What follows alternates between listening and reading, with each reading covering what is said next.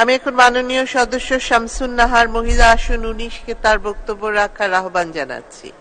আপনার সময় 7 মিনিট।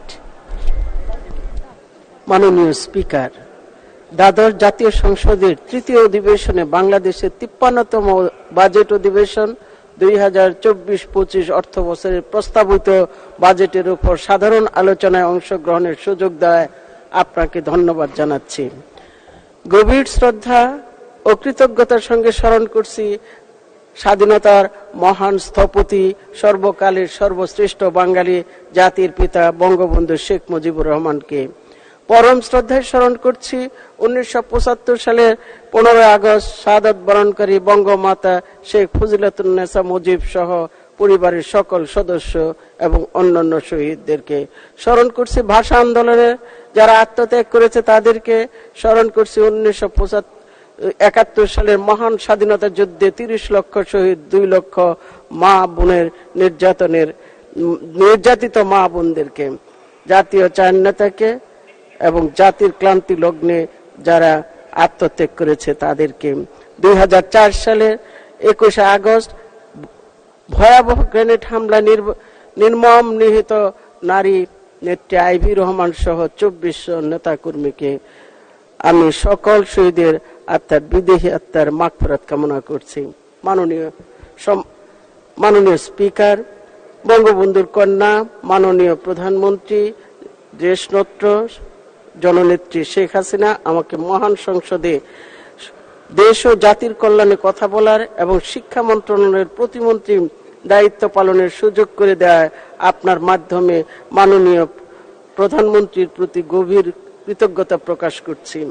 2024-25 অর্থ বছরের জন্য প্রস্তাবিত বাজেট বাংলাদেশ আওয়ামী লীগের নির্বাচনী ইস্তেহার স্মার্ট বাংলাদেশ, উন্নয়ন দৃশ্যমান, বাড়বে এবার কর্মসংস্থান এর সাথে সামঞ্জস্যপূর্ণ সময় উপযোগী চমৎকার একটি বাজেট উপহার দেয় মাননীয় প্রধানমন্ত্রী এবং মাননীয় অর্থমন্ত্রীকে আন্তরিক ধন্যবাদ জ্ঞাপন করছি।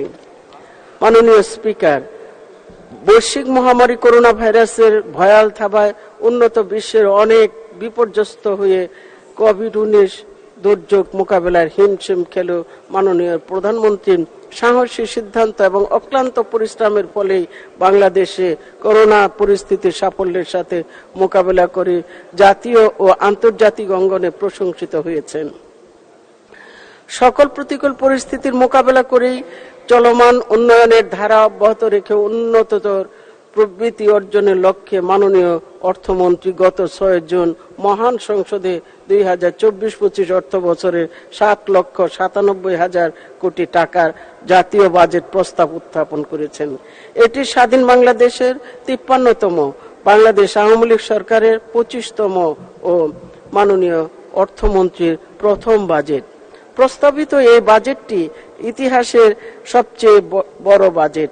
এবারে বাজেটের শিরোনাম হলো সুখী, সমৃদ্ধ, উন্নত, স্মার্ট বাংলাদেশ বিনির্মাণে অঙ্গীকার। 2024-25 অর্থ বছরের প্রস্তাবিত বাজেটের মধ্যে সবচেয়ে বরাদ্দ প্রস্তাব করা হয়েছে জনপ্রশাসন খাতে 1,75,774 কোটি টাকা, যা মোট বাজেটের 22.1%। দ্বিতীয় সর্বোচ্চ বাজেট শিক্ষা খাতে বরাদ্দ 1,11,157 কোটি টাকা, যা মোট বাজেটের 14%। তৃতীয় সর্বোচ্চ বাজেট বরাদ্দ পরিবহন ও যোগাযোগ খাতে 82,918 কোটি টাকা, যা মোট বাজেটের 10.4%। অন্যান্য সকল মন্ত্রণালয় ও বিভাগের জন্য প্রয়োজনীয় বরাদ্দ প্রস্তাব করা হয়েছে। মাননীয় স্পিকার, 24-25 অর্থ বছরের প্রস্তাবিত বাজেটে শিক্ষা খাতে 94,710 কোটি টাকা বরাদ্দের প্রস্তাব করা হয়েছে। 2023-24 অর্থ বছরের চেয়ে 6,547 কোটি টাকা বেশি। এর মধ্যে মাধ্যমিক ও উচ্চ শিক্ষা বিভাগের জন্য 44,108 কোটি টাকা এবং কারিগরি মাদ্রাসা শিক্ষা বিভাগের জন্য 11,783 কোটি টাকা বরাদ্দ দেওয়া হয়েছে। যোগ্য উপযোগী এবং উচ্চ নৈতিকতার সম্পন্ন মানব সম্পদ তৈরির মাধ্যমে বাঙালি জাতিকে বিশ্বের দরবারে একটি সম্মানজনক অবস্থানে পৌঁছে দেওয়ার জন্য শিক্ষা বান্ধব বর্তমান সরকারের গৃহীত টেকসই উন্নয়নের লক্ষ্যে পূরণের শিক্ষা মন্ত্রণালয়ের সর্বাত্মক প্রচেষ্টা অব্যাহত রয়েছে। অত্র মন্ত্রণালয়ের অধীন 2টি বিভাগের আওতায় 28টি দপ্তর অধিদপ্তর প্রত্যেকটির ভূমিকায় গুরুত্বপূর্ণ। যেহেতু শিক্ষা জাতির মেরুদণ্ড, তাই বাঙালি জাতির মেরুদণ্ডকে অধিকতর শক্ত, মজবুত এবং টিকসই করতে গণমুখী, জ্ঞানমুখী এবং সত্যিকার মানুষ গড়ার শিক্ষার প্রয়োজনীয়তা অপরিসীম। এজন্য শিক্ষা মন্ত্রণালয়ের প্রতিটি দপ্তরের সংস্থার চাহিদার তুলনায় প্রয়োজনীয় বরাদ্দের লক্ষ্যে প্রস্তাবিত বরাদ্দের পরিমাণ আরো বৃদ্ধি করা জন্য অনুরোধ করছি। মাননীয় স্পিকার, স্বাধীন বাংলাদেশের প্রথম বাজেট এবং 53তম বাজেটের মধ্যে টাকার অঙ্ক ও সময়ের অনেক ব্যবধান থাকলেও 2টি বাজেটের লক্ষ্য এক অভিন্ন।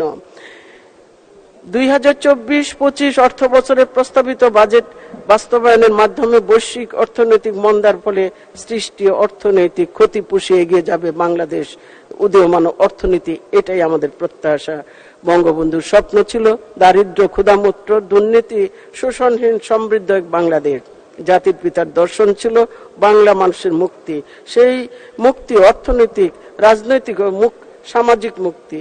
তিনি কৃষক এবং শ্রমজীবী মানুষের ভাগ্য উন্নয়নের লক্ষ্যে সামাজিক, সাংস্কৃতিক, অর্থনৈতিক অবকাঠামো উন্নয়নের ভবিষ্যৎ পরিকল্পনা গ্রহণ করেছিলেন। তার সুযোগ্য কন্যা মাননীয় প্রধানমন্ত্রী শেখ হাসিনার বলিষ্ঠ এবং দূরদর্শী নেতৃত্ব উন্নয়নের মহাসাগরের অপ্রতিরোধ্য অগ্রযাত্রা বাংলাদেশ এখন বিশ্বের রোল মডেল। এখন বাংলাদেশ বিশ্বের 33তম অর্থনীতি দেশ। বাংলাদেশ এগিয়ে যাচ্ছে সামাজিক অর্থনৈতিক সূচকে। অর্থনৈতিক সামাজিক অগ্রগতির ফলেই দেশের জনসাধারণের জীবনমান উন্নতর হচ্ছে। মাননীয় স্পিকার, আমার জন্মস্থান ঐতিহ্যবাহী টাঙ্গাইলের ধনবাড়ী ও মধুপুর উপজেলার সর্বস্তরের মানুষকে জানাই আন্তরিক শুভেচ্ছা। আমার প্রতি শান্তিপ্রিয়, উন্নয়ন প্রত্যাশী গণমানুষের যে অকৃত্রিম ভালোবাসা, তার সামান্য প্রতিদান হিসেবে ধনবাড়ী ও মধুপুরের 2টি উপজেলাকে সুখী, সমৃদ্ধ, স্মার্ট বাংলাদেশ রূপান্তরিত করতে চাই। আনারসের রাজধানী হিসেবে সুপরিচিত টাঙ্গাইলের মধুপুর রসালো, মিষ্টি, সুস্বাদু, চমৎকার গ্রানের জন্য অতুলনীয় এখানকার আনারস। দেশে উৎপাদিত মোট আনারসের সিংহভাগই এখানে উৎপাদিত হলেও অবহেলা, সঠিক পরিকল্পনা এবং সংরক্ষণ ও বাজারজাতকরণের অভাবে উৎপাদনকারীরা তাদের কাঙ্ক্ষিত পরিমাণ দেশীয় এবং বৈদেশিক মুদ্রা অর্জন থেকে বঞ্চিত হচ্ছেন। এ বিষয়ে প্রয়োজনীয় পদক্ষেপ গ্রহণের জন্য সংশ্লিষ্ট কর্তৃপক্ষের বিষয়ে দৃষ্টি আকর্ষণ করছি। স্মার্ট বাংলাদেশ বিনির্মাণে সদস্য, আপনার সময় শেষ হচ্ছে, শেষ করুন। 1 মিনিট শেষ করুন। আমি এই সড়কগুলোকে প্রশস্তকরণ এবং প্রয়োজনীয় তড়িৎ পদক্ষেপ গ্রহণ করতে হবে। পাঁশকুড়া বাজার থেকে মুসুদ্দি বাজার পর্যন্ত রাস্তা দ্রুততম সময়ের মধ্যেই পাকাকরণের উদ্যোগ নিতে হবে। ধনবাড়ী উপজেলা সদরে রোড ডিভাইডার সহ সুবিধাজনক বাস টার্মিনালের ব্যবস্থা গ্রহণ করতে হবে। বংশাই নদী সহ অন্যান্য নদী খনন এবং প্রয়োজনীয় স্থানে কালভার্ট সৃষ্টি করতে হবে।